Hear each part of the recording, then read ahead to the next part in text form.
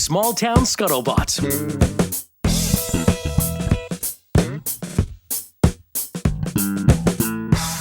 You're not wearing a hat today. I'm not. I figured. Did you dress up just for me in the interview? You know, I had a hat on earlier, but I feel like my hair's at a good point right now where I can go hatless sometimes. You got the lettuce. You know what that means? Yeah. So, I thought that was a uniquely, like a hockey term. Is that pretty widely known? I feel like I've only heard hockey guys say it, but I'll let you in on a little secret. So when I get up in the morning, my hair is kind of all over the place. I'll wear a hat for like 10 minutes and it kind of like get it to where I want it to be. Sometimes We call that hat head. yeah, But you want that. although sometimes I can wear the hat too long, and then it looks like I comb my hair with a sausage. So I gotta be. It's a fine line. You got good hair. I have a little envy. I would say my hair is probably my strongest quality. It's probably my only redeemable quality. That's awesome. I feel like it's a shame to waste good hair. Yeah, I don't know why I started losing mine. They say it's your mother's father. Yeah, What's your mother's father's head of hair look like? you had a good head of hair. Maybe the theory's true My then. brother's got good hair. Not my brother. My father's got really good hair. So a lot of men in my family are, let's just say they have a little bit more face to wash. But yeah, no, I got lucky with that. Nice. One of the first things I talk about with people that come over to the podcast is their parking, because I feel it's like a test on, like, you're smart and I can tell because you park your truck where it should go. Right. You know, at the top. Can you walk me through your thought process in parking in my driveway? Because so many people screw it up. Well, I pulled in. Someone was at the bottom of the driveway. Looked like they were taking out some trash. So instead of just like sitting there waiting for them, I just pulled down the street to get out of their way. I don't know who it was.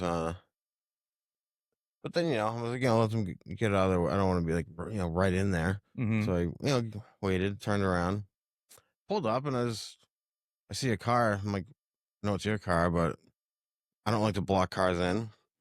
Right. So that's why you did not park in front of the other garage. Yeah. Then I saw. Smart. I did see the asphalt and I saw the brick, but I assumed you figured the brick would be strong enough to have a car on it. So I just figured park as far away as possible. Perfect. You're brilliant. In case anyone else pulls up too. I don't want to beat a dead horse to our listeners that always listen, but I mean, it's kind of becoming a joke, but people will parallel park on the brick. Yeah. Some people will park halfway on the brick. Yeah. People will clog, I never park in front of anyone's garage door either. I don't know who's coming and going. Yeah, right. Then, I also park for convenience, not for closeness. Some people like have to park as close as they can. Yeah. I'll just keep going. Right. If they find a spot that's like, is a 5-minute walk gonna kill you? No, it's not. I mean, we should do that more often. Yeah. The other day, I had to take my daughter to Marshall's so she could buy these pajama pants she wanted. And I parked literally as far away as I could. Right.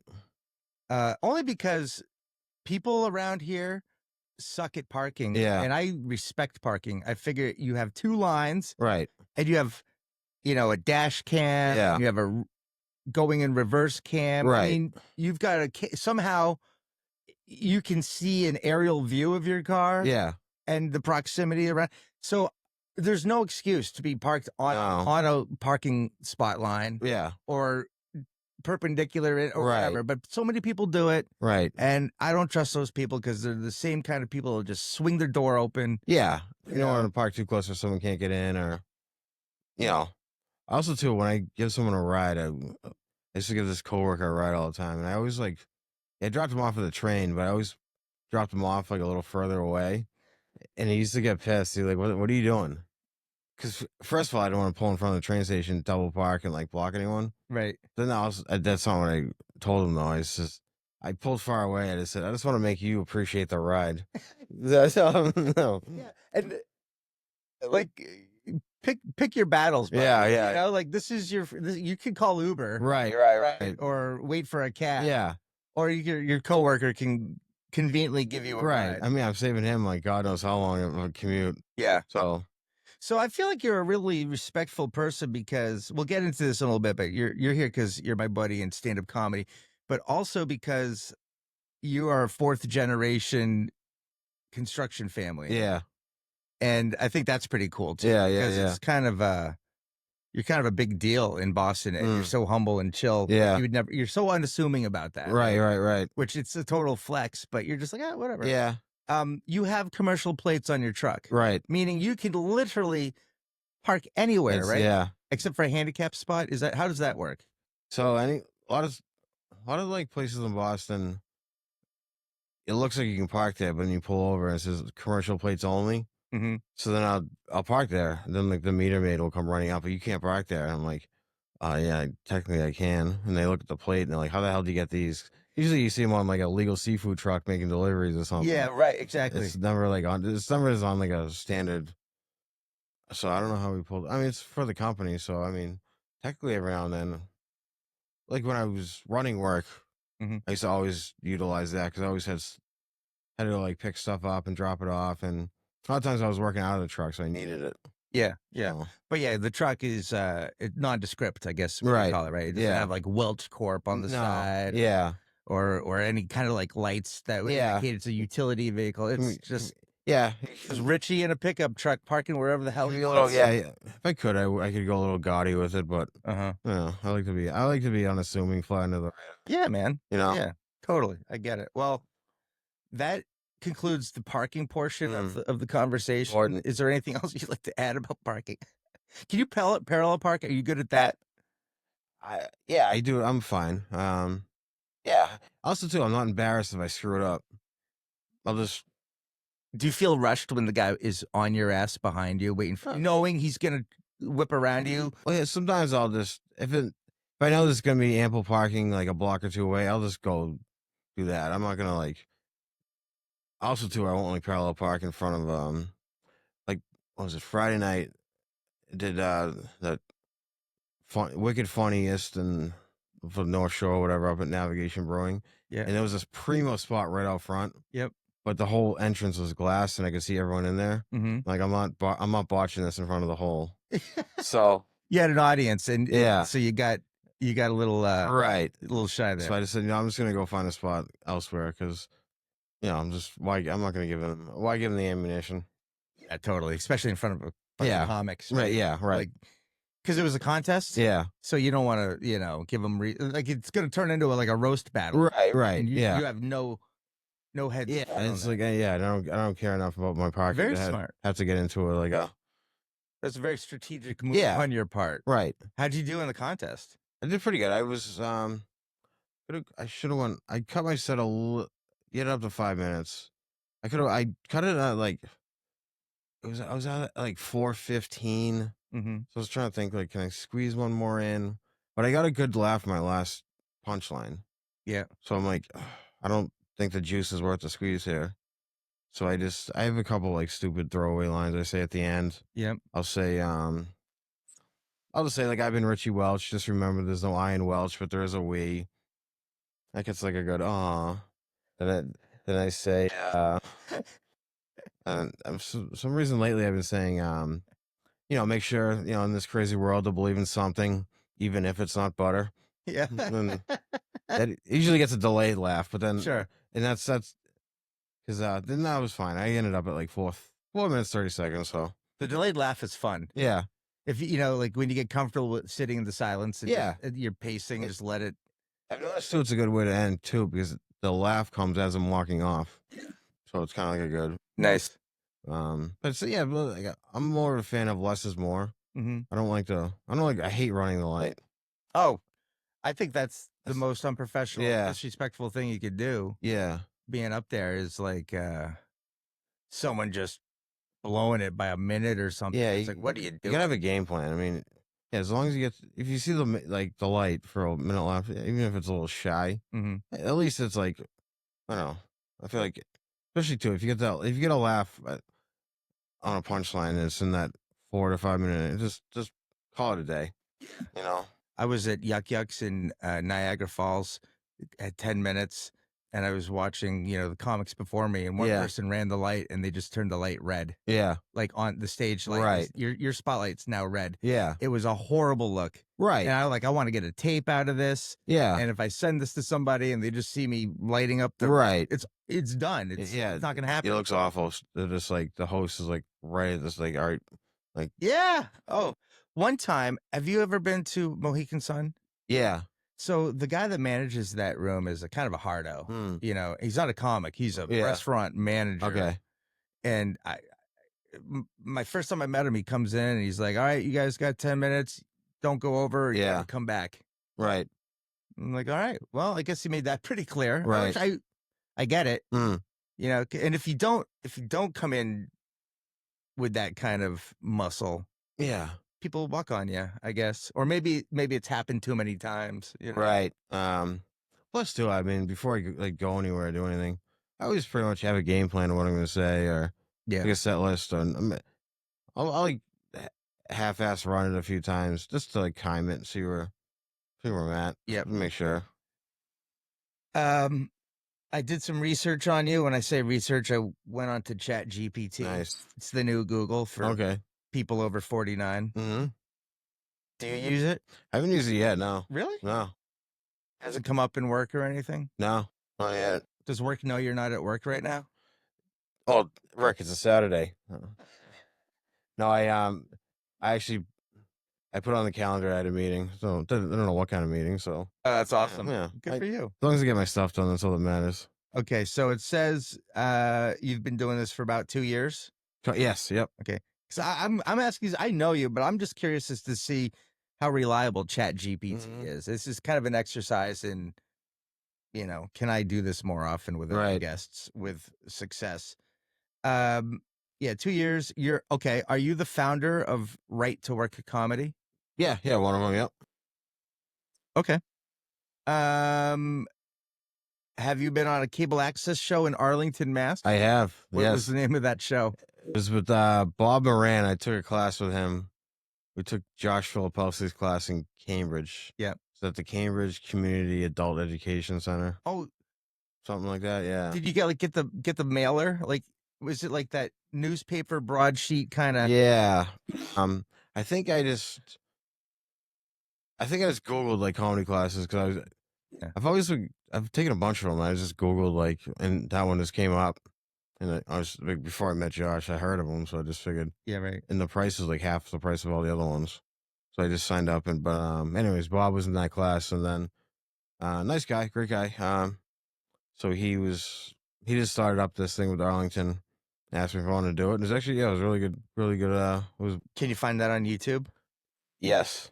Okay, so the CGS show, what is that? What is that? Comedy Gold Secrets, I believe. Okay, so if you go on the YouTube and hit up Comedy Gold Secrets show, Richie Welch, we can watch that. I've done it twice. Oh, they invited you back. You must have killed. They do like it's 5 o'clock in the afternoon. First time it was good. The second time it was great because they bust in a bunch of seniors.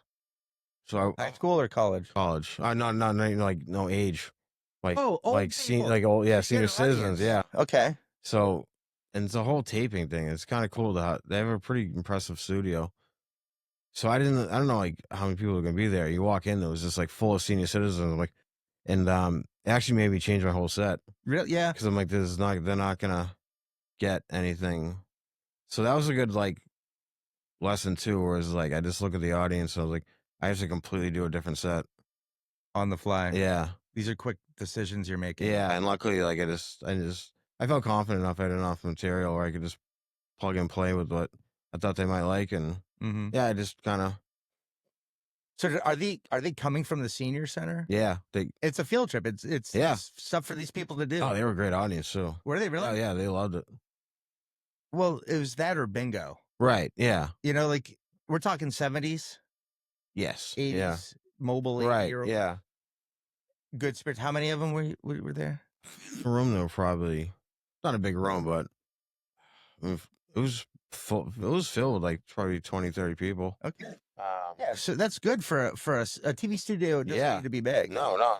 Like this thing's probably like 12 by 15. Yeah, I mean the room is really not much bigger than this. Okay. So it was packed. Yeah, It had that right vibe, and they're like right on top of you. which is great. Yeah. Right? Because doing a show that's sparsely attended, Right, the first people trickle in and they Right, sit yeah. toward the back, right. and the sides fill, and then maybe someone's a little brazen and they'll sit, closer to Yeah. the stage, but it's like COVID still. It's like, Right.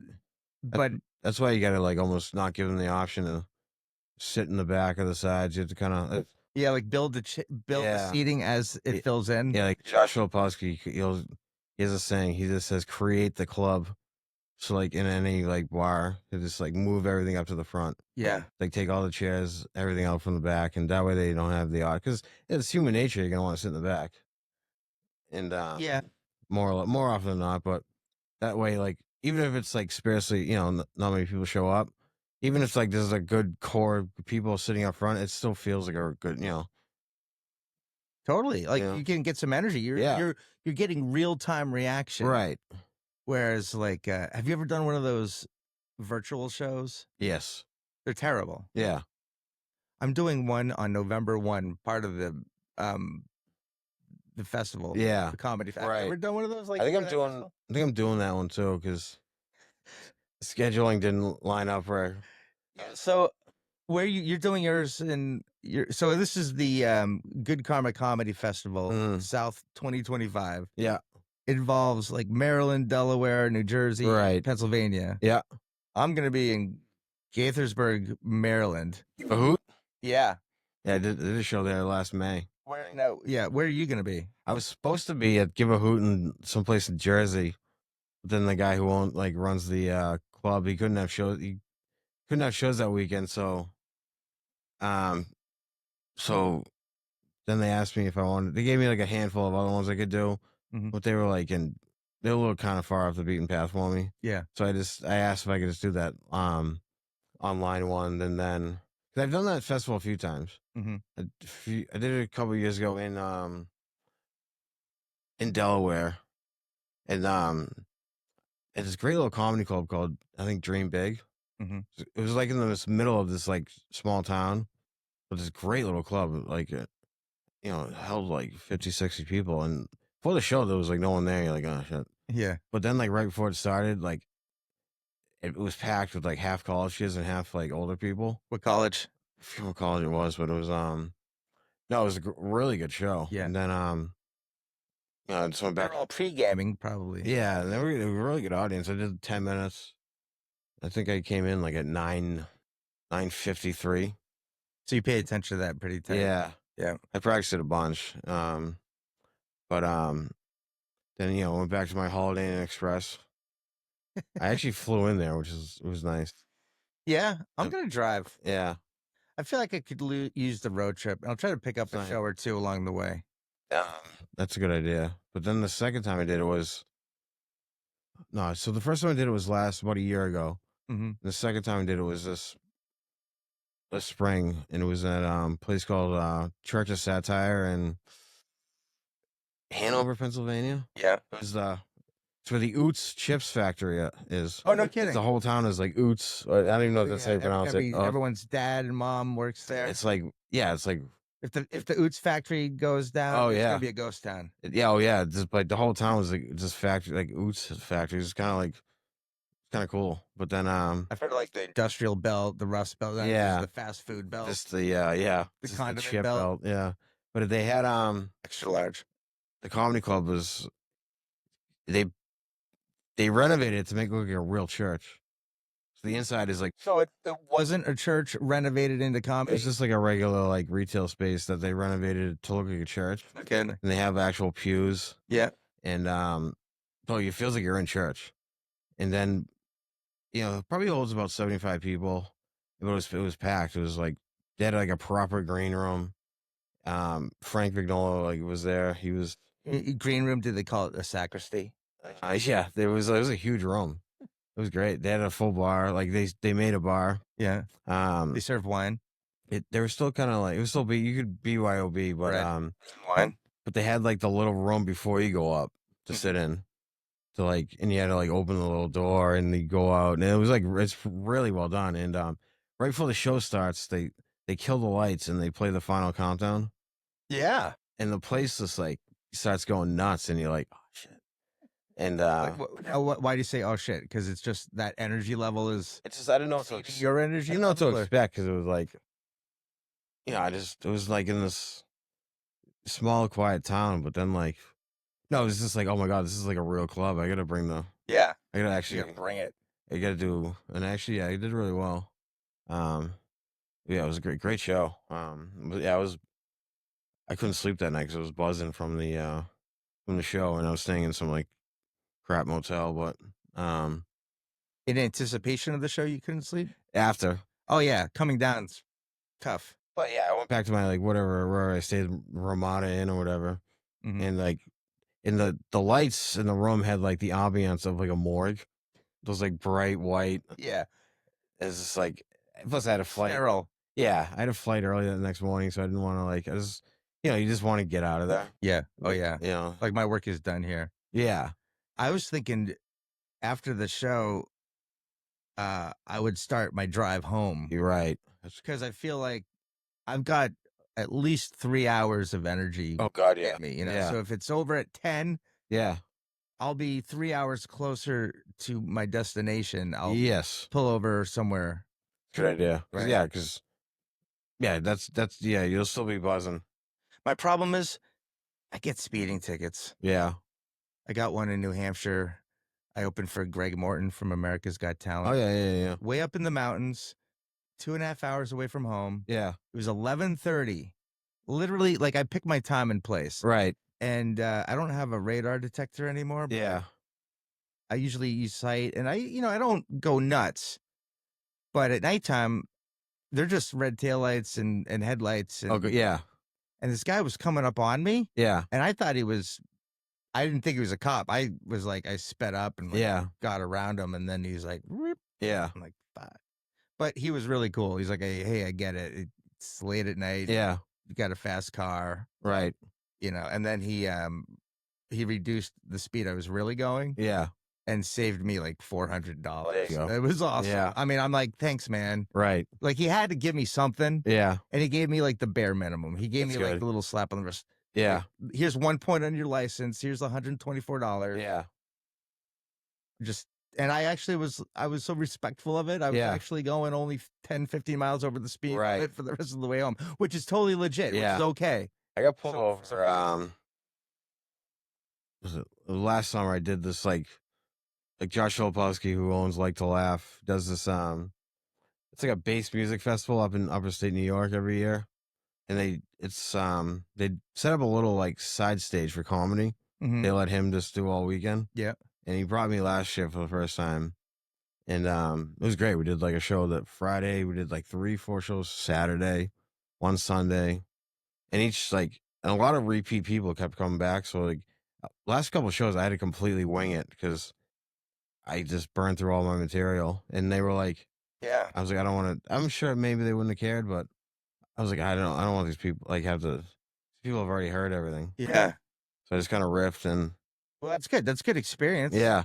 It was it was really good. It made me kind of work outside my comfort zone. But so he rode with me, Josh. So we're leaving, and we're on the whatever highway in New York, and I was speeding a little bit, but I saw a state trooper, and I knew right away. The guy pulled me over, and so he comes in. Some reason my company truck was registered to like one of our old vans, something too. So it was registered under 2 vehicles. Oh, so he pulls me out of the problem. Yes, so he pulls me out of the car, and he's like, "Can you explain why there's 2?" I'm like, "Yeah, because my family owns a construction company, and when they buy a vehicle, they'll just take a plate off the old one." But he's like, "You mean to tell me?" Like, no, we don't. It's not like a stolen car ring. Like we go through like the DMV and everything. So then he keeps hearing company car. Then, but he also knew that I worked for Josh, who didn't know like the he didn't really know like what the.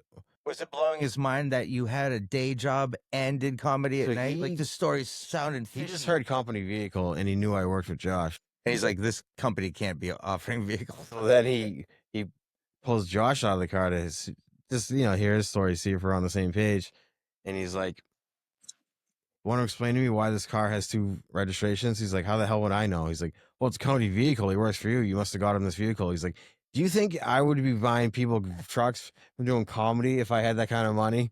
He's like, so then the guy put 2 and 2 together and made us sit there a while, but I thought we were gonna get impounded, but he actually just same thing. He after he ran everything, he came back. He was a lot nicer. Yeah. He still slapped me with a couple $100 ticket, but he pointed the license and let me go let us go. So Yeah. If you're cool, like this state trooper, he's like, look, you've been nothing but super respectful. yeah, right. So, I'm gonna give you a break. Yeah. And I was like, thanks. That's all. Yeah. I mean, you're not gonna get anywhere. Yeah, right. Who's gonna mouth off to the state trooper? And it's gonna work out for you. It never does. No. Yeah. I mean, 90% of the time, mass state troopers, when they make a traffic stop, Yeah. they give the ticket. Yes. 90% of the time. That was Right. a Boston Globe article a little while ago. Yeah. I read it very intently. Oh, God, I wanted to know. Yeah. The Pike around Framingham, hot spot. Yeah. Route 24, not such a hot spot. No. You can go Yeah. faster. You can, yeah. 24, you can kind of fly down. Yeah. So you just got to know your spot. That's all. All right. Well, that's comedy, man. You're enjoying it. What are you doing for goals? You chasing any goals? In comedy, I don't know anything specific. No, I started it because I like comedy and I wanted to see if I could do it. Or at least try it. See if I had the balls. Yeah. And now I just really still trying to get up there and I still kind of get blown away just by putting my name on the list at an open mic. Yeah. And hearing them call my name, oh, that's cool. Really? Yeah. And that's still not lost on me. Do you get nervous? I get nervous every time. Yeah, it doesn't. Because the only time I went up really confident was the only time I really bombed. I feel. Yeah.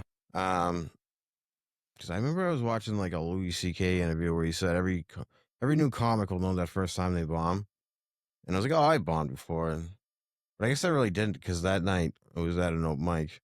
I didn't really think of what I was gonna say. I was like, I'll figure it out. I got up there, I had nothing. I was like, and then I don't know. I started reading a family text message. I had a joke about my family text messages, how it's a lot of just mundane, how's the weather type of conversation. But I was just reading it and I was doing it in a way that made me sound like a dick. Mm-hmm. And then I remember it went so bad that my insides felt like they were on fire and the room was closing in on me. So you had a physiological reaction. Yeah, it was crazy. I was and then I remember that Louis C.K. interview that when I was up there, oh my God, this is it. I just did I don't even think I did a minute and I just pulled the plug. Did you really? Yeah. I was just this is going so bad. I actually verbally said that. I'm this is going horribly. I'm just going to call him. I'm done. And the host that night was mark of a good comic is he knows when to pull their ripcord. That was rough. Yeah. And I was just hey, I'll get him, whatever. Where was that? It was at a place called New Dia. On was it Yawkey Way? Yeah, Yawkey Way. It's a weed dispensary. They had a pretty good old bike every Monday night. They don't have it anymore, but that was a hard room too. No one ever. It was just whatever the vibe was. Just stoned. It was just not even so much that. It was just a room in the basement. Well, it wasn't it was a big dispensary, and it was a really nice room, but it was it was painted all black. They used it as an art gallery mostly. Oh yeah, sure. But it was just I don't know what it was a big room, and they always got a good turnout. And for some reason maybe it's just me, but it was just a hard room to do well in. I remember the first time I did well in that room. It was it was a big notch in my belt. I felt because it was always just you got to suffer up there for.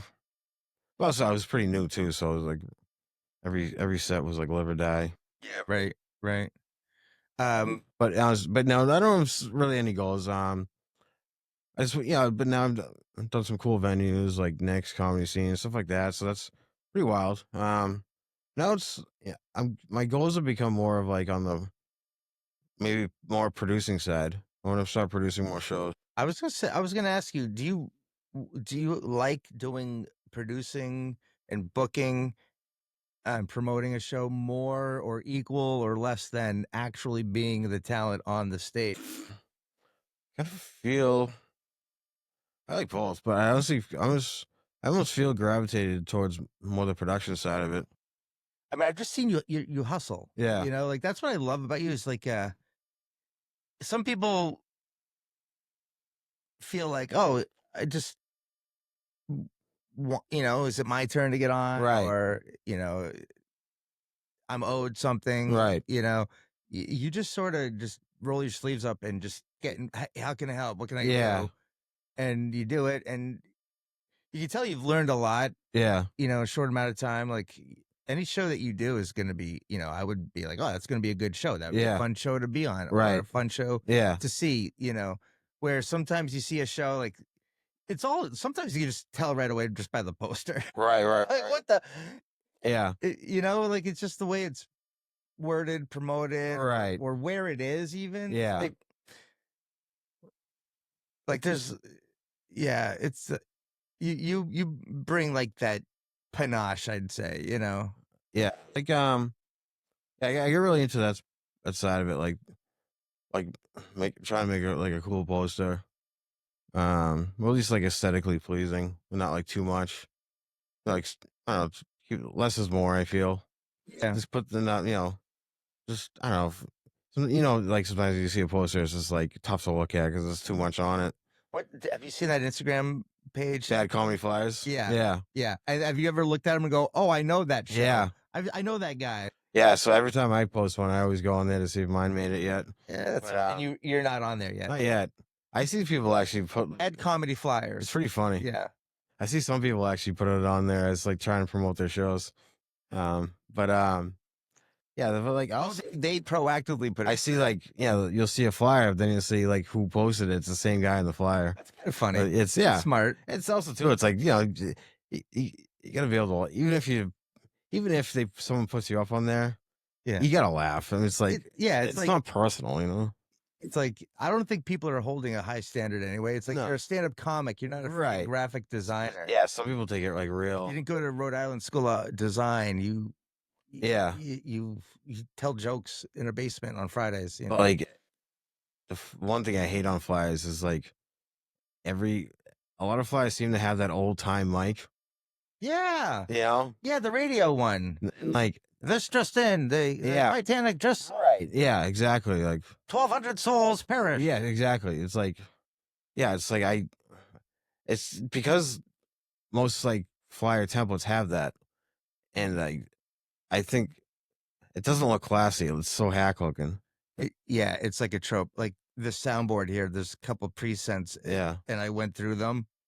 One of them was like that beep, beep, beep, Yeah. which is kind of trendy and cool. Yeah. It's replaced the Yeah. and that's actually on there. And I'm thinking, who would ever touch what is that, a tuba or something? Right. It's just So that's so hack. I usually I'll usually yank out that mic and I put like a modern day like like just stand up mic that we use. I figured like try to make the flyer look like representative of what you might see.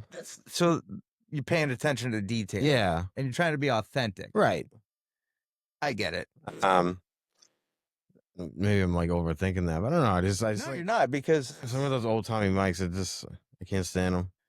the other one on mics is the red curtain backdrop. Yep. It's not bad. It's representative. Yeah. But it's on every third post. It is. Yeah, I know exactly It's what such you're a- talking about. See? Yeah. Click, drag. Yeah. There, it's on Canva. We got it. It's like Right. maybe take a picture of the actual stage or something. Yeah. Or It's very easy to like, in Canva, like sometimes I'll really like dig into like what they have. Then I'll end up changing like 90% of it because it's real easy to like take the background out and put like a picture up. Yeah. It's like super, once you like play around with it a little, super easy to make it. It's almost like by the time it's done, it's almost like I might as well just start it from a blank page. I did these. Well, I didn't do these myself. These were done by a friend of mine who's a graphic designer. Yeah. I just sometimes like to outsource it.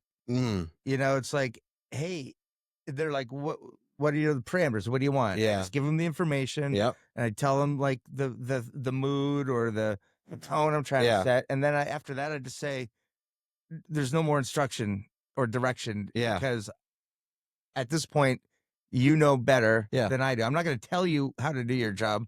Yeah. No, I like, that's all you need. Yeah. I like that one. Is that a background an homage to Eddie Van Halen? Yes, sir. Yes. Yeah.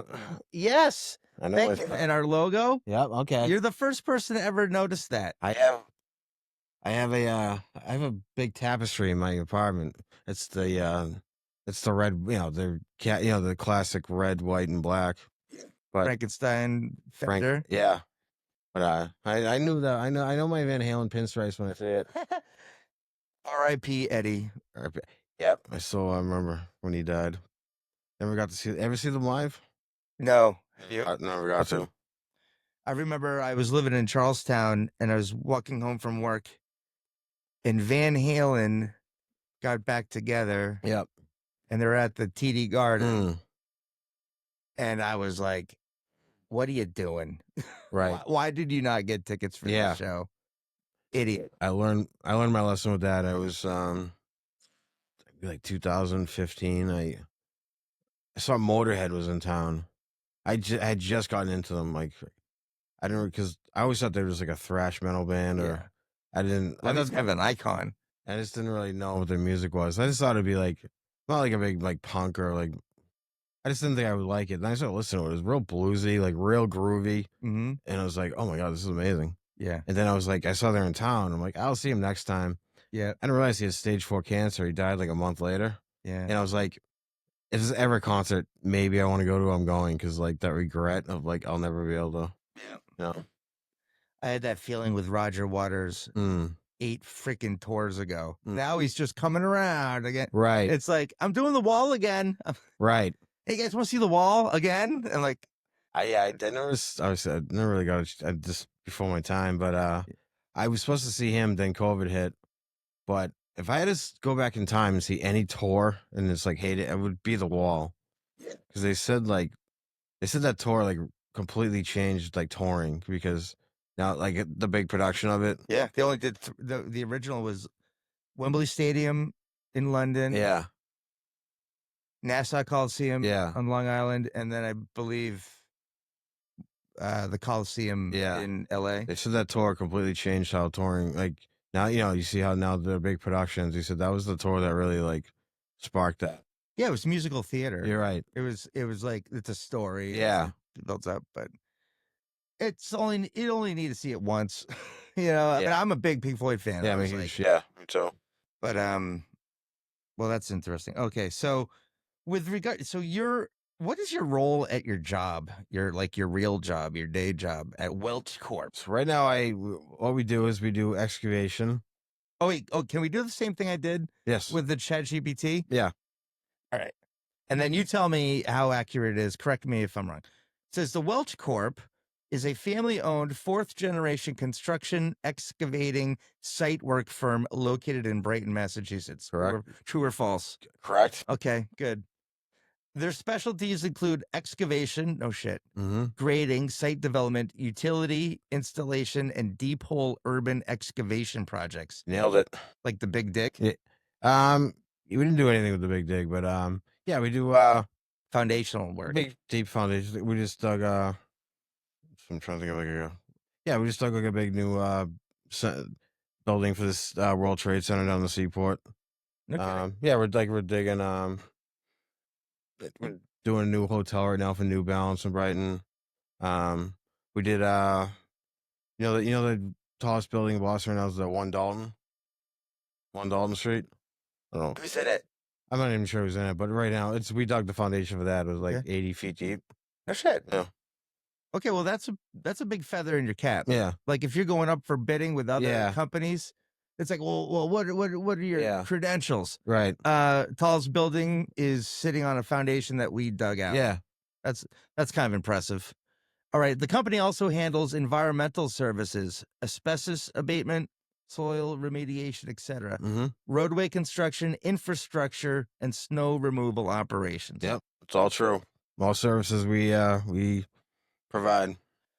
Ask you something, because your clients are always, well, in this regard, it's a municipality or the state, right? No, it's mostly private developers. We do all commercial and private. We do a lot of work for the colleges like Harvard, BU, BC. Do a lot of hospital work for St. Elizabeth's Leahy Clinic. Okay. There's probably our So when there's traffic on the pike, because by the way, I love to shit on Massachusetts for taxing the crap out of us and like, giving us potholes, right? You know, but they've been paving the Mass Pike. They've been paving 95. Yeah. And even some of these other offshoot byways. Yeah, I noticed that. I'm like, they're paving. I probably, to get to Boston, I'm driving over at least 4 bridges that are either brand new or under construction. Yeah, they are doing a lot. Amazing. They are doing a lot of infrastructure work right now. Where the hell did we get all this mud? Oh, then there's the other side. Like now people are complaining about it because it just adds a little traffic. But I got to be honest with you. Coming home from Boston, usually it's like 11 o'clock. The other night when we were doing a show together in Charlestown, got on the pike, right, and it was just not moving. Like when I say not moving, I'm talking 0 to 10 miles an hour at any given time. So it is kind of moving. Like it's better than a log jam, right? Yeah, but then like people are like, oh, it was traffic at 2 a.m. Like, what the hell? Why are they doing it at that time? It's like, when else are they gonna do it? Yeah, and they're making the road like just relax. Yeah. This is a minor opportunity cost, right, for the outcome like that we're gonna get. You're gonna get to drive your car without getting a pop tire because you fell into a pothole. It's amazing how people can never not complain. Never be happy.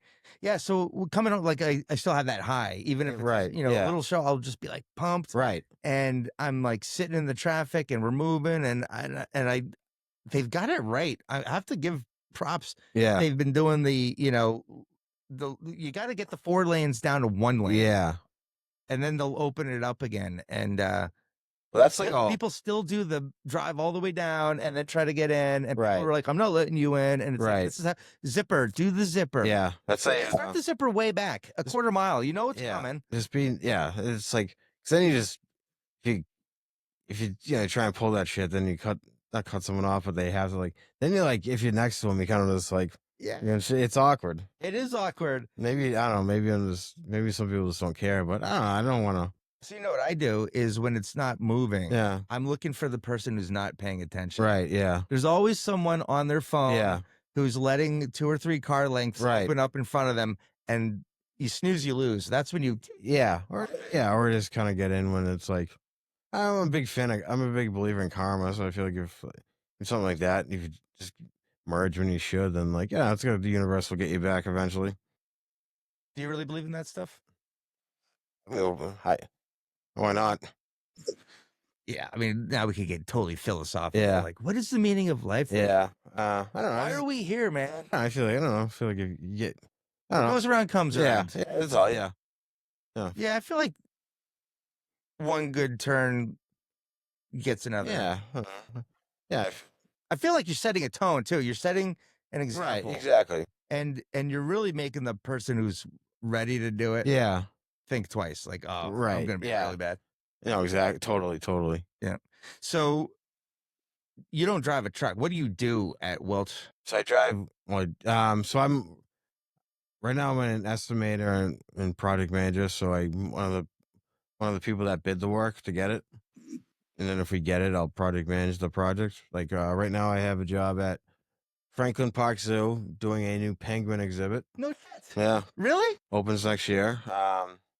What are they trying to create there? Is it outdoor or indoor?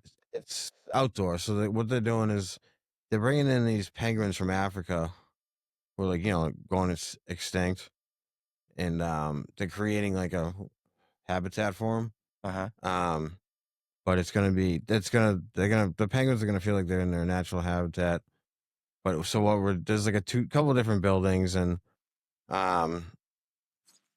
that we dug the foundations for that weren't very deep, but then there's a lot of like work on the exterior, doing all types of grading and utilities, and we're there now in full bore. But We've been there since like May. Full bore. What's that mean? This is like full speed, like a couple crews, and Okay.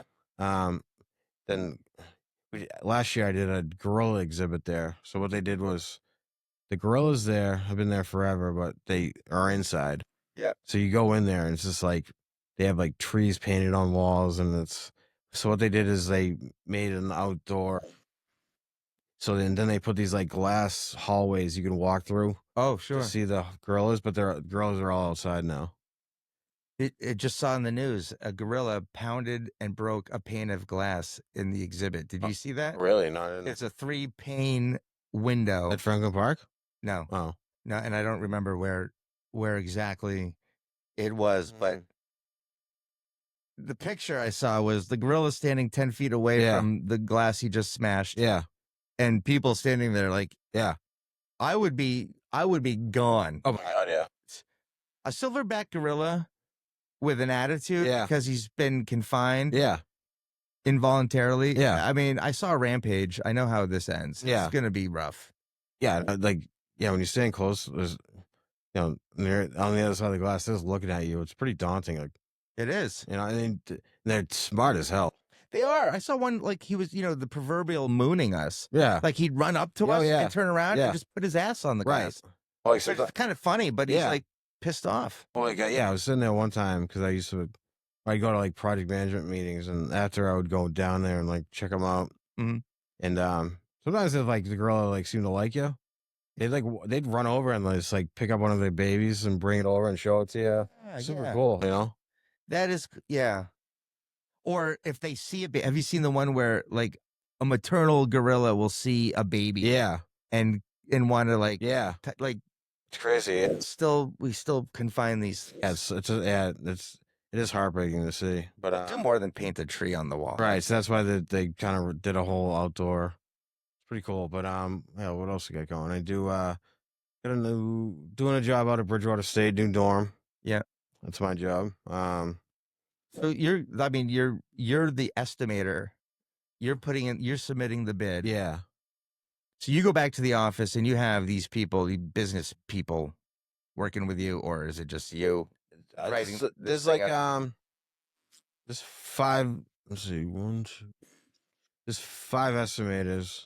So each one kind of like we get bids come in and divvy up who looks at what. So there's like 5 different people, but we're not like working like next to each other. We all have our own little space. We don't really have to like, because the one guy's bidding this job, I'm bidding this one. And it doesn't have to be like, it's not really a team effort. So you go out, you're hunting and gathering for work, and then you come back and it's like I got one, and then you sort of collectively will. Well, we get we get invited to bid a lot of work. Mm-hmm. So they just come, we get emailed them. So we don't have to like really. But you did, but then getting the job is a whole nother. It's hard to get. You have to do a presentation. No, not always. No, a lot of times you submit the bid, and they'll have like scope meetings where you go through everything a few times, and not really like a presentation. When was the last time you had to wear a tie? Oof. Probably a funeral. Or no, maybe like a wedding or something. Work related. Never. Not even for the interview. Maybe like sometimes we have like functions, like charity events. I'll wear a tie to that, but wearing a tie to work, I don't think I ever have. What kind of charities do you guys do? There's a lot of like the GCs we are involved with, like Suffolk Construction. They do stuff with like the hospitals, and that's nice. So we always like they ask the subcontractors to like buy a table. Yep, X amount of money, and like we usually we go to those a lot. But but I've never had I've never had to go to work wearing a tie for just for our work, because I don't know, because plus too, like, I don't want to get too dressed up for it's construction. Yeah, right. I don't like a tie is a safety hazard. Yeah, that's not part of your. We had a guy work for us for a while who wore a tie at the beginning. Like, when he started working for us, he was wearing a tie. I didn't trust him. I'm like, what are you doing? Like, you're either stupid or you're up to no good. Like you gonna rob us? Like, we dig holes. Let's cut the shit here. But plus too, I was in the field for like 10, 12 years. Like, I ran work and stuff like that. So I don't know. I just know what we do and what we are, and we're not suit and tie guys. Yeah, okay. I was gonna say I don't have it written down, but I did see that the Welch Corp, fourth generation. You're the fourth generation, Correct. Yep. and there's like 4 or 5 Welches Mm. that own it right now. These it just sounds like it's your dad and his brothers. So, yeah. Right now it's my father and my uncle. They had a few of their cousins that owned it too, but they retired. So right now it's just my father and my uncle, but it was started right around World War II by my great grandfather. He was a licensed veterinarian and he was known as Doc Welch. Was Doc Welch in the war? He was a World War One veteran. No shit. Yeah. Wow. And was he on the Western Front? he was in the army. I don't know his whole background, but yeah, he was in World War One, survived. Became a veterinarian. He had a little shop in Brighton, and I don't know what possessed him to like start a construction company because he had a pretty good practice being a veterinarian. Yeah, that's a career shift. So I think that's where I kind of maybe thought just taking these crazy risks runs with my family, maybe. What, doing the comedy? Yeah. Like put yourself out there? Yeah. Yeah, that's good. Challenge yourself. Because something that you're kind of nervous about. Yeah, because I was thinking like people were like, oh well, I don't know what, like in my head I was just like, oh, people might be like, what the hell are you doing like this for? You got your family business here, and I'm like, well, my great grandfather, maybe it's not the same, but he went from one radical to, no, he went from one thing Yeah. to taking a major chance. People were probably like, what the hell are you doing? I'm like, this is the same similar attitude. Yeah. You know? Was he a medic in World War One? I don't know. I have to get back to you on that one, but no, I think he was on the front lines and shit. But then where's he buried? he's buried in Holyoke in Brooklyn. Yeah. Yeah, the whole fam's up there. Yeah, my grandfather, he fought in World War II. He was a Marine. And that's this other guy's son. Yeah, he was a Marine in Iwo Jima. Ooh, no shit. Yeah. My grandfather was a Marine, and he was island hopping toward Japan. Really? Yeah. Yeah, he was amazing. Like our grandfathers, who knows? Small world. Yeah, you never know. Might have been on Could have, yeah. something together. But played cards together, right. whatever. So I actually just like, so a lot of times when I'm afraid to go up on stage or whatever, I actually tell myself, I'm like, your grandfather was in Iwo Jima, stop being such a pussy. Can I tell you something? The other day I was making apple crisp. Yeah. Okay. Yeah. And I was peeling the apples. Yeah. And I'm going too fast and I'm not paying attention. I gouged my finger here. Yeah. Like so I'm not going to show you guys at home, but I'll describe it. I literally just gouged out like a middle of my middle fingernail. Yeah. Down to the bed. Right. Hurt like a son of a bitch. Right. To the point where it's almost like you start feeling the jittery kind of like shake. Right. And I've passed out before. Yeah. And I've come close when this happens. Yeah. So I went to go sit down and I grab a paper towel and I hold it above my heart. Yeah. I feel like, okay, basic first aid. Like, keep the blood pressure down. Right. Like, this is not a major incident, but I think about the guys at D-Day. Right. I tell my wife that too. She's like, "What, are you all right?" I'm like, I'm just reminding myself that like D-Day happened. Right. And this is a peeler and an apple. Right. And it's a fingernail accident. And I'm almost passing out. Right. Yeah. And I feel so stupid. Yeah. No, I always, suck it up. For some reason, I always think of that stuff too. Like, like, man, this is nothing compared to real stuff. I tried a bit once about like, I told people I was doing a new form of Irish meditation, and I was like, oh, this is like, I'm like, it's really just me saying, your grandfather was in Iwo Jima, stop being such a fucking pussy, and everyone's just kind of like, yeah, well, that was a left turn. Yeah, but it's true though. Like, we have it so easy. We do, yeah. Like these guys were 18, 19 years old. Yeah. And they're doing shit like that. I'm 49 and a half. Right. I nicked my finger in the kitchen and I'm like, oh God, I got to sit down. And I think my grandfather was like 17, so he might have forged the paperwork. Yeah. A lot of them were doing that then too, because it was like patriotism. Yeah. A lot of them who weren't old enough for forging because they felt like if they didn't serve, then a lot of they just felt like they weren't like a man. Different time. Yeah. It was crazy. Now it's like, It's different. It's totally It's different. But we're kind of spoiled. right. Like this country was not a superpower before World War II.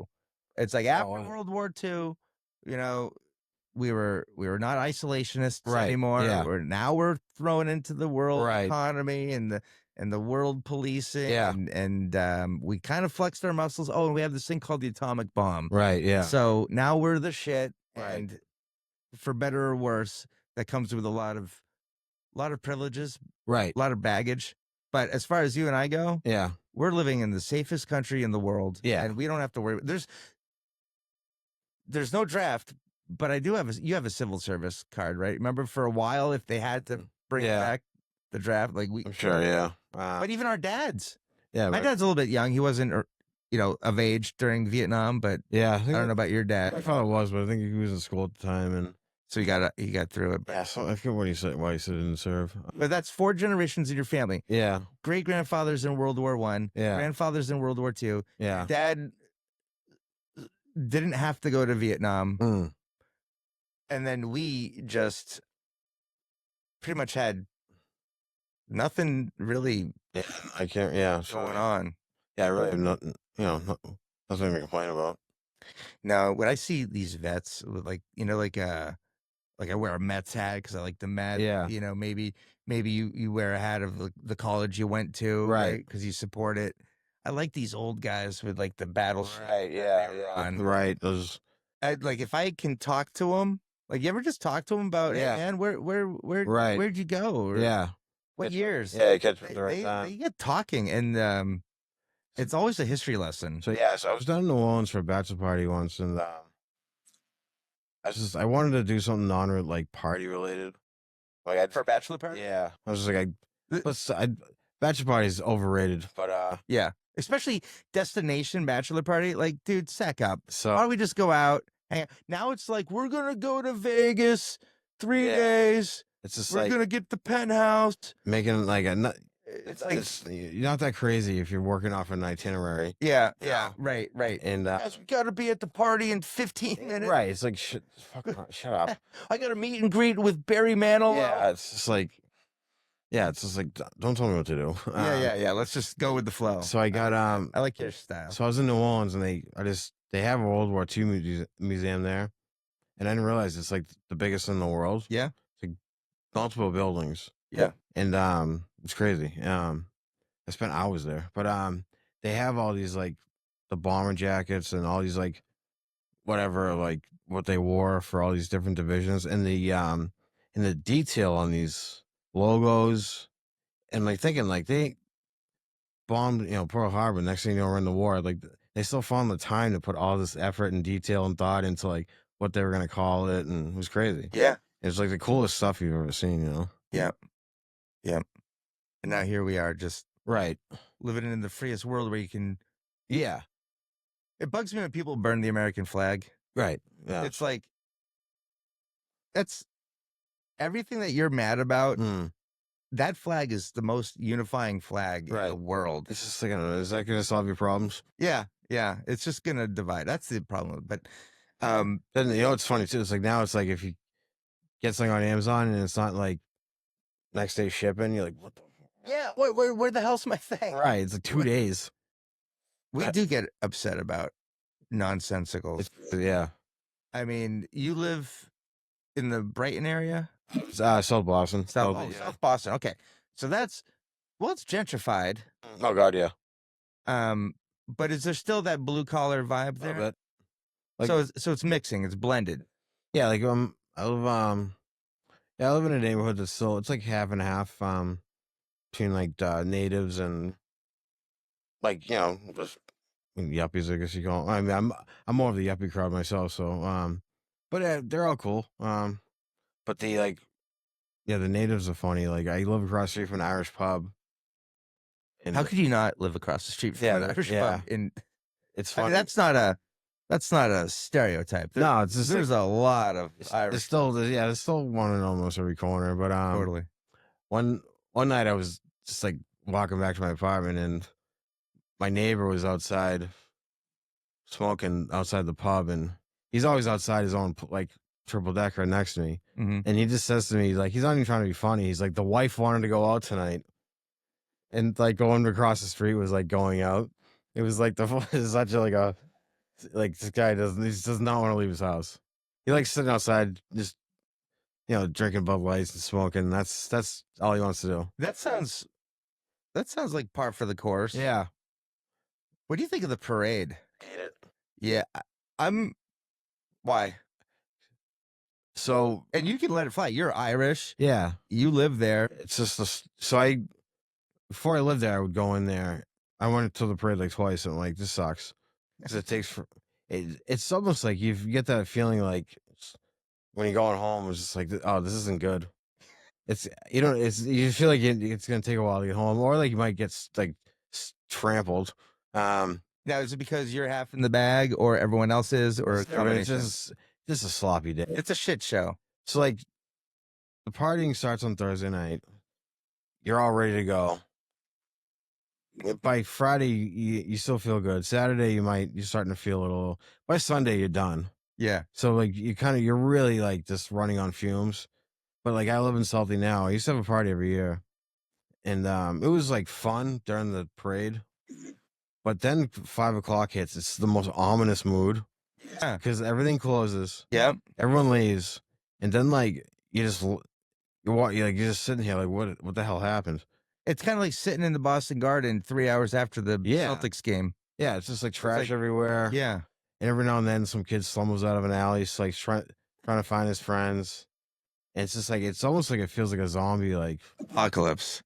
And it's just like, during the day, it's just like it's a lot of shitheads. Would you say depressing is an accurate it is, describe? Yeah. The other thing that I went to it one time, and I said, I think I'm all set. Yeah. And I have a little Irish in me. My father's side Irish. You have like the church on a float. You got like the bishop coming by, right? And then 10 minutes later, I saw a flatbed truck with 4 midgets or little people. Sorry, right. Yeah. Dressed up, and they were playing U2 songs, and it was a WAAF radio thing, and and it was little U2, and it was just like little Bono and little Edge, right? And it was like, and they're just air guitar and air singing, and it's like, well, I guess they're not humiliated by it, so they got work, let it fly, but I know what you mean. I'm scratching my head. Like, what are we watching here? I feel like, I don't know. You couldn't get real U2? I feel like, right. I feel like parades are almost like an art. Like, those were entertainment before like TV. Yeah. Yes. And actually, they used to be like with the Macy's parade, a TV spectacle before interesting stuff actually got on TV. Yeah. Back when we had 3 networks. Like when I was a kid, how old are you? 40. 40. Okay. Just you're not much. You're younger. I don't know. I remember being a kid going to New York City. Watching, like, I think on 2 occasions we actually went to the parade, and then we could make it home to Grandma and Grandpa's house in time for dinner, and see Santa Claus finishing up the parade. And that was cool, and I just loved it. In fact, I'm trying to be a balloon handler. I want to do that. Nice. You have to find a sponsor, someone who works for Macy's that is also going to be a balloon handler. Okay. Yeah. And they have to take you on. Interesting. And I think time's running out for this year. But yeah, I remember like, hearing like back in the day, my grandfather would take the kids to the Salty parade, pack like sandwiches for the day. It was more of a family, like, nice day. Now it's just such a shit show. Well, it's almost like people are acting like we are going to get to do whatever we want because we have the numbers. Right. For every Boston police officer, there's at least 3,000 of us. Yeah. The same thing happens with these parades when we win championship. Yeah, right. It's like the kids to the last Super Bowl parade, and my son and daughter were like 6 and 4 years old. Yeah. And I walked them through the gauntlet of everything. Yeah. Like, they inhaled secondhand marijuana smoke at least 10 times. Yeah. open container Yeah. drinking, vomiting, the swearing, the profanity, everyone's letting it fly. It's boss. Yeah. A lot of people like also too. You feel like they're kind of putting on an act. Yeah. They feel like it's like this bravado that they would normally not have. Yeah, it's the 20-something-year-old guy, Yeah. and he's acting like he was on the team. Right. And they're all screaming, "Let's go" all day. And then you find out some of them are from Illinois and New York and Wisconsin and Florida. And it's like they're here for college. It's like you're not even a legit fan, you scumbag. Right. Yeah, no, it's definitely it's a lot of like take it easy. I mean, Philly, they have to grease the telephone poles and stuff, which is hilarious. It is, yeah. That's a smart thing to do. Yeah, right. It is, yeah. That's almost Manito's. It was a good idea. Who he had the idea for the rolling rally with the duck boats. The rolling, yeah. How did he call it? What did he call it? He couldn't, Rolling wowie. But it was just like, just keep this moving. Yeah, that was smart. It was.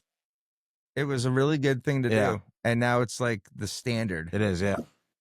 And it's fun. I mean, I remember the 2000. Did you go to the 2004 Red Sox? I did, yeah. That was the one, man. That was at 86 years. Of no championship. It was a rainy, crappy morning. It was like, I went to all the games. Yeah. My father has season tickets to the Sox. And I remember, I was in college and I remember they beat the Yankees. And looking back, that was really the World Series when they beat the Yankees, because the World Series almost felt like, even though they won, it did feel a little like anticlimactic. Yeah. It didn't have the same feeling as beating the Yankees, but they still didn't win. It's a formality. But to finish this story, we have to win the World Series. But I remember I was hammered. And I told this girl if they beat the Yankees, they'll shave my head into a mohawk. And so I did. And then I forgot I had a wedding the next week. Oh, jeez. So I showed up at home. My father made me shave my head, and then it was just the pictures of I just have this massive head, and it was good, good memories. People that didn't know you at that wedding didn't think anything. Right. You know what? Right. But you, your grandma, your parents, your buddies, they're looking at you like, you dipshit. Idiot, what the hell? What are you doing? But no, the 04 was that was amazing. Did you bring that girl to the wedding? No. Oh.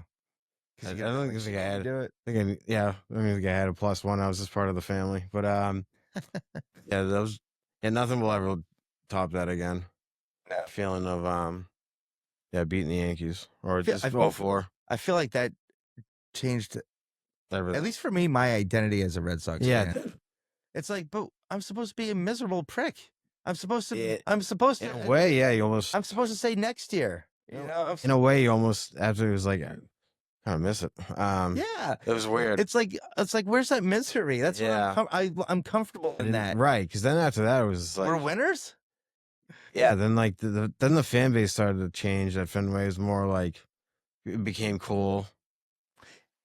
It almost became trendy. Yeah, it did. And can I give you my theory on that?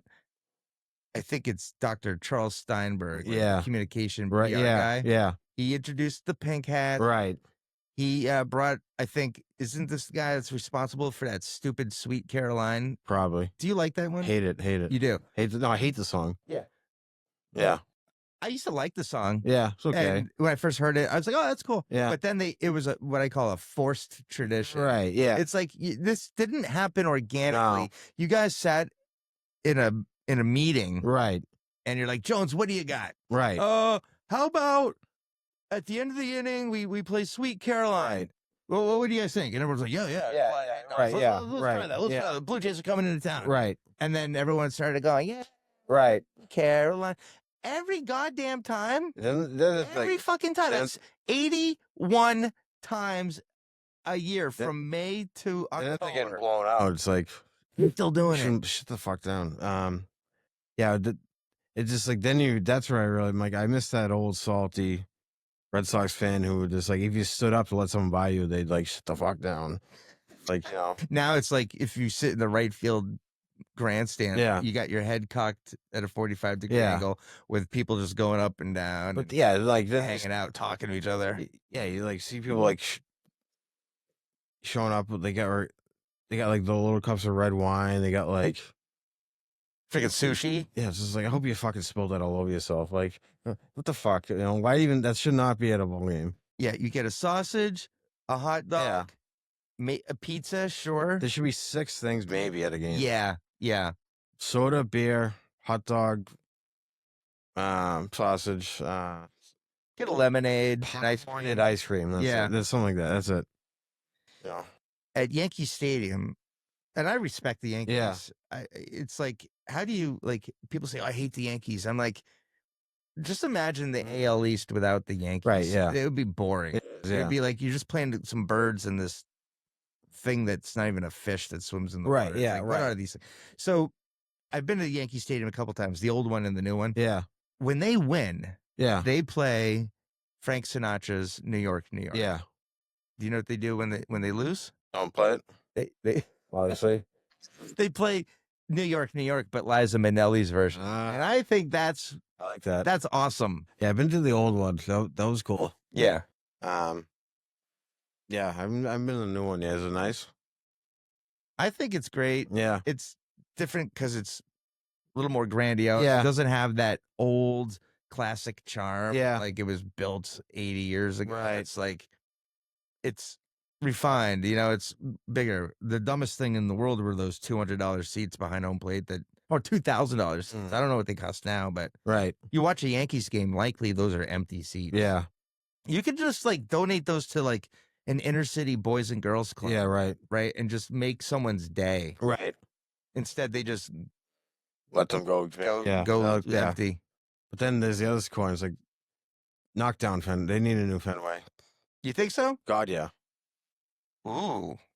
I can't believe that. I don't even know why that's controversial. Is it controversial? Shouldn't be. I mean, I'm 5'5", and even I have a hard time in the seats. You know? Yeah, I mean, everyone was 5'5" back in 1912. Right. They built that thing. It was designed for. Yeah, it's just like enough is enough. So back in 1999, I remember like Pedro. Yeah. And like when we hosted the All-Star break. I was at that. That was amazing. Yeah. There's this group, this grassroots campaign called Save Fenway Park. Yeah. Oh, yeah, I kind of remember that, yeah. I donated to it. I had the bumper sticker. I was all about keeping that. It's all about nostalgia. Is nice till you hit your knee on something and you're like, fuck this place. Or you can't really see, like there's poles in the way. Yeah. But the one thing about America, which is different than Europe, is we just tear it down and build a new one. Right. And it's like, what's nice about it too is like even if they knocked it down, build a new one, I can still complain and say I miss the old place. It's like, no one's gonna know the difference. How'd you feel about the Boston Garden? I only went there a couple times when I was a kid. It was pretty young. It was cool. I just remember like, the bathrooms were just like I remember my father was like, don't look to your left or right, just look straight ahead. But it was definitely had that like, I remember we went to Kevin McHale's number was getting retired, and we went to some ceremony before, some reception, and I had to my mother made me wear a sweater to it and a turtleneck, and I was like crying because I didn't want to wear it.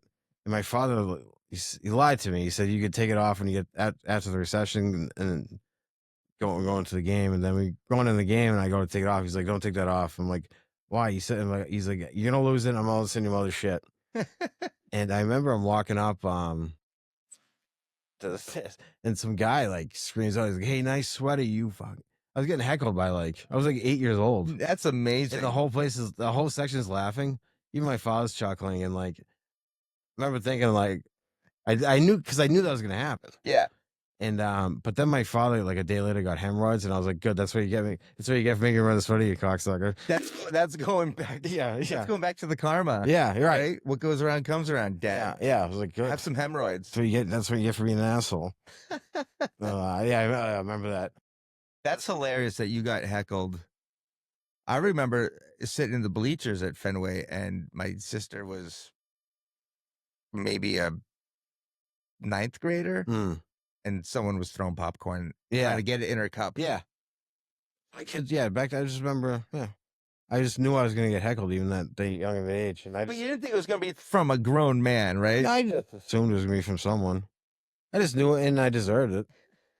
Yeah, I wasn't like, wasn't mad. Turtleneck isn't. Well, that's good. It's good that you're thick-skinned about it. Yeah, but then, they knocked it down and, I think that the new place is great. I was bummed. I mean, I remember, So, yeah. I remember going to see games, like Bruins games, and sitting under the balcony where the balcony overhang would come down so far that it would almost, you wouldn't see the glass on the dashboards on the opposite side. Right.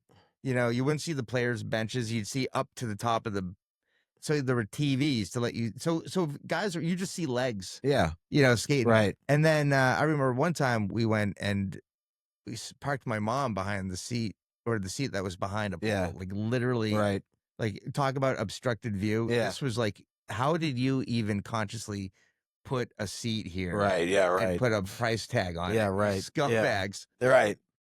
But you're doing this, you're doing that, Yeah. you're watching the TV. Yeah. It was a workout. Yeah. It was probably worked out as hard as the goalie. I remember my father's had the same seats for a long time. They're like right under the luxury boxes, but like they're still pretty close in the first two seats in a row. So he's like, I can come and go as I please, and it's like in the middle of the section, so we can go down that way up. He's got it all figured out. But the pole is like a few seats down, and for like years they had like a little noose someone tied in the. No kidding. So if the Sox were doing bad, this guy who sat there, he'd always like pretend to like hang. It was like, would he take it down or something? Like it was a prop? No, it was just like it was hanging. It was like it was always there. It's so. And this guy used to like pretend to hang himself if the Sox were doing bad. But it was there every year. No one ever took it down. Even the staff. It was just like part. Everyone was in on it. It was part of the section. Yeah, it was pretty funny. That fucking noose. So like, then we were like, like in 04 when they went down 03, I remember he's like, he starts pulling it. It was just like, but then that time everyone's just like, oh God, like, let me get after you, Yeah. Yeah. But that's when I felt the most hopeless. Like, oh my God, they're never going to win. No. So is that your favorite New England team? I'd say so. Yeah. The Red Sox? Yeah. Because baseball was my sport growing up. I was, my Little League team won the world state championship when I was 12. No shit. Yeah. What was your role on the team? It's funny too, because my athletic career is immortalized as like the fat 12-year-old. I was really fat. Were you really? Huge. How much did you weigh? How much do I weigh? How much did I weigh? Did you weigh? I weighed about 20 pounds more then than I do now. No shit. Yeah, I was huge. Wow. Every physical was like, my mother was told like he better do something or he's getting diagnosed with childhood obesity. What did you do? I didn't do anything. Oh, well, I went to middle school. Actually, you know what it was? I got my Little League pictures like in the mail, and I saw how fat I was. And you're like, I started crying. I was like, because I was in denial then. I was just like, I remember like ran to my parents. I'm like, how'd you let me get so fat? My father's like, oh. He's like, what do you mean? Well, he's like, what do you think I've been all those times? Like, you don't need to eat 2 burgers. Like, yeah, that was huge. Wow. Yeah, so you just kind of through self-discipline said, yeah, and then I just like forced myself to you could just like eat like turkey sandwiches and celery every day. No shit. And I just then my metabolism, I don't know where it went for all those years, but it came back. That was in, the picture's hilarious. That's funny. You should put it. You ever think of putting it on like a poster? Oh yeah, I use it every now and then. Yeah, that's awesome. The one picture is like, put state champ on it too, just for the irony. Yeah, I remember like we had to run the field after we wanted to do a lap, and I was like, I was gassed. I was like holding my chest. You didn't answer the question. What was your role other than the fat kid? I was I didn't start. Yeah, but they put me in at like third, halfway through, and I was a pretty good hitter. You played the hot corner. Yeah, and they put me in because I was a good hitter, so they'd always like pinch hit me, like middle of the game. And I always seemed to get the big hit. Did you really? Yeah, I was always some reason, whatever it was, I always seemed to get that hit they needed. Ever make it around to home? I was always like, what should have been a triple would be a double. Yeah, but it it didn't matter where I ended up. They just needed to say like a run in. Yeah. They had someone in a second. I always got that hit for whatever reason. It was That's weird. funny. I remember one time we were playing Somerville, and they had this kid who was he's probably 20 years old. There's no way he was 12. He threw 95 off the mound in No way. a Little League. Little League? No one even made contact with him. And also, you're 50 feet away or something. He was throwing. It was dead. They clocked him. And I remember that. And so, It wasn't 59. You don't have to. no, it was It. he So we had a runner on. And he saw me come up, and he's just like, no way this kid's making contact. I just saw him start winding up. I closed my eyes and swung. Next thing I know, they're like, run. I just roped this double in the gap. No kidding. And this guy was like, what the hell? it was the game-winning hit. Was it really? Yeah. Then like the papers interviewed me after, and I just gave them the most bullshit. Like, yeah, I just had a game plan. It's like, I read it after. Everyone's like, I remember my coach was like, you asshole. Yeah, I was like 12. That's too bad. Like when you're 12, like it was like bad news bears. The coaches could talk to you like that. Yeah, totally. And they would yell at you, and it was great. Oh yeah. It was like my coach was screaming at me. Yeah. But then like it made me work hard, and I was actually like really close with him. I still talk to the guy. Good. You know, it was like, yeah, you're like, yeah, they gave you like they rode you because if they saw something, they wanted to like. Yeah. You know, and as a kid, you're like, I don't want to let this guy down. Yeah, this is pre what do you call it? Participation trophy. Yeah, right. Oh. Now we're a bunch of softies. Mm-hmm. All right, well, we got to wrap up this show. So it was great. Anything else you want to add? No, so I run a show every Wednesday night at the Point in town called Get to the Point. Starts at 7. At Comedy Scene, October 24th. Best of the Comedy Scene. What else? That's all for now. The 24th? Yeah. I think is that a Saturday? I think it's a Friday. I'm either on that one or the next day. Because they won Friday and Saturday. Yeah. So we will cross paths soon. Nice. All right. For Richie Welch, I'm Rick Fink Jr. This is Small Town Scuttlebutt. Peace out. Peace out. Thank you. Yeah, you bet. Get it.